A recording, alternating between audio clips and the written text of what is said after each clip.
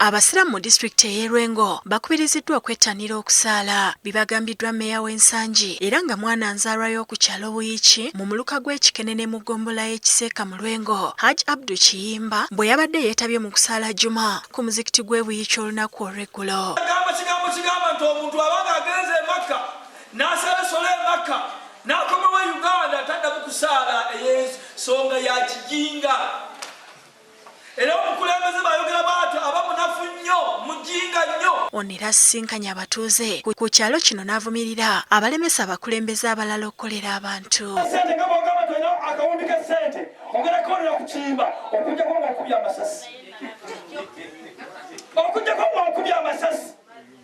Oba okujjako ng'ompadde omutwa ate si amala gali akazina essaawa namutegedde embeera.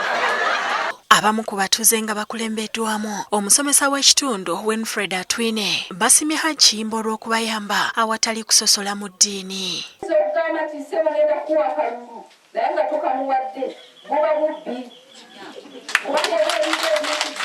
Atamyuka omubaka wa Pulezidenti mu Kampala Agataliikonfuufu Namugenyi ayimirizza ebiwayi bya takisi byonna mu Kampala byagambye nti biviiriddeko omulimu guno okujjulamu entalo nga bakunga baddereeva ne bakondakita okwekalakaasa. Agataliikonfuufu Namugenyi asinzidde ku Emirate Hotel mu Kampala mu kutongoza olukiiko olw'ekiseera olugenda okuddukanya omulimu gwa takisi n'ategeeza nga bwe balinda minisitule y'ebyentambula okutegeka okulonda kw'abakulembeze ba takisi. Okubeera abakulembeze abagenda okugondera ebiragiro bya gavumenti abagenda okuteeka oda mu takisi abagenda okubeera nga mukumakuma nga simba musajjula simba muteekawo okusanga.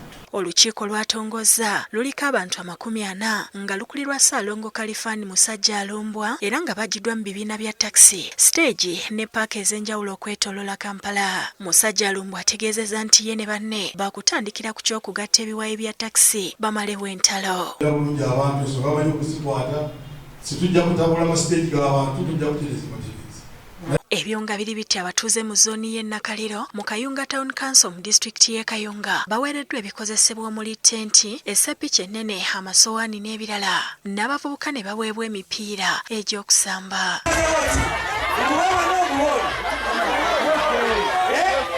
Bibaweereddwa Jacqueline Birungiko Obusinje ng'ono y'omu ku bateekateeka okuvuganya ku kifo ky'omubaka omukyalo wa disitulikiti y'e Kayunga era ng'abadde awerekeddwako ssentebe wa NRM mu kitundu ekyo Moses Kalisa Kalangwa. Kyova olaba olunaku lwaleero neetisse ebirabo okubeebaza ttenti n'esseppiki n'enzikwasa abakulembeze baabwe naye ng'omulimu guno nzize ngukola mu Kayunga wonna mu Kayunga mu magombola ku buli gombolola. Kalangwa asabye bannakayunga okuzannya by'obufuzi eby'enkulaakulana. Naddala ekyalo kw'enva waliwo eddwaliro eddene nnyo lizimbiddwa obuwumbi bwa ssente n'obuwumbi era baliraba abantu basiima b'ekyalo.